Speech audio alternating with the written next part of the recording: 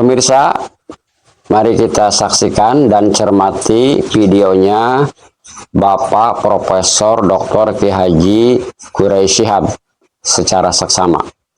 Apalagi dalam konteks agama, yakinlah bahwa yang menentukan benar salahnya satu agama itu adalah Tuhan. Dan penentuannya itu di hari kemudian.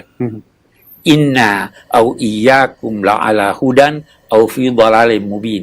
Qul, sampaikan Nabi Muhammad kepada non-muslim, bisa jadi kami, bisa jadi kamu yang benar. Bisa jadi kami yang salah atau kamu yang salah. Tidak usah kita persoalkan di dunia ini siapa yang benar dan siapa yang salah. Yang putuskan Tuhan.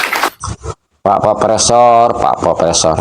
Padahal kebenaran agama Islam itu tidak mesti menunggu kebenarannya pada hari kiamat. Justru kebenaran Islam, ajaran Islam itu, agama Islam itu sejak Nabi Adam.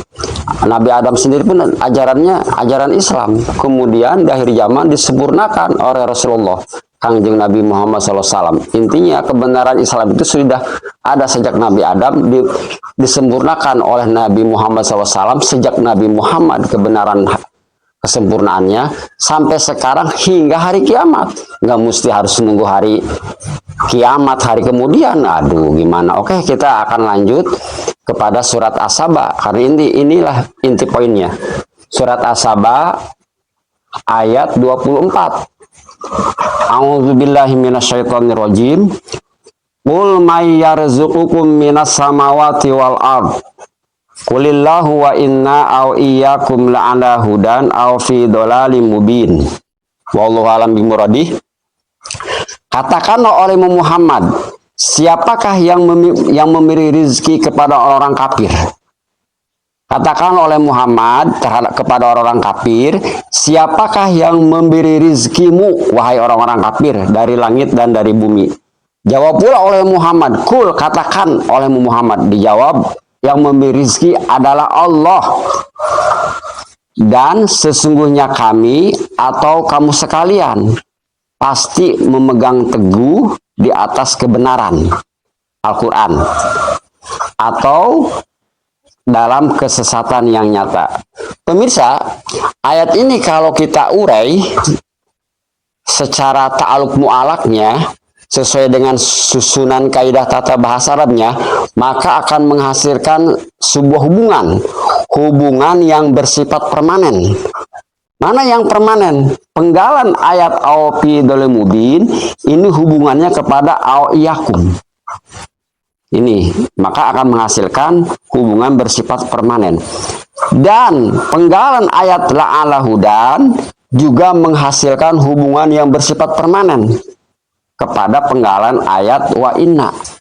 Nah, ini dinamakan juga nisbat hakiki atau isnad hakiki. Maka ketika diuraikan ayat ini, ya, maka akan menghasilkan sebuah tanakud. Dalam bahasa Al-Qur'annya adalah Al-Furqan, pembeda atau membedakan antara hak yang batil.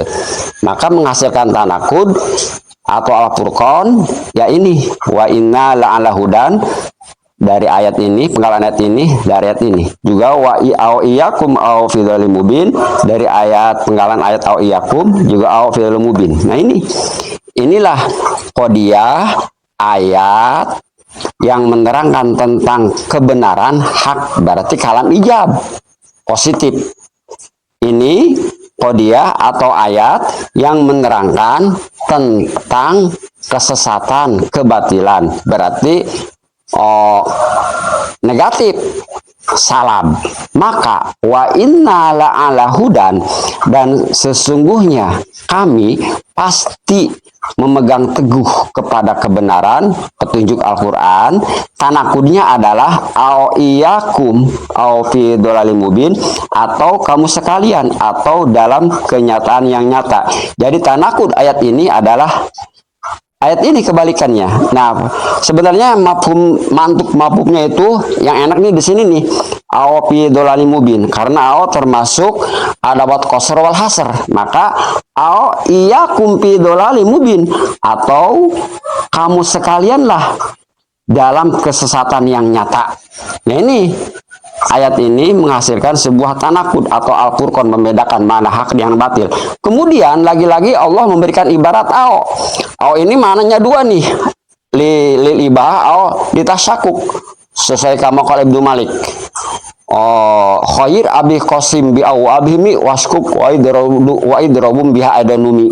Jadi memang mereka itu pandai menyamarkan, ya, atau meragukan. Bukan berarti meragukan kepada orang mukmin, bukan. Orang mukmin ini pegangan, nggak ada keraguan, laru bafi.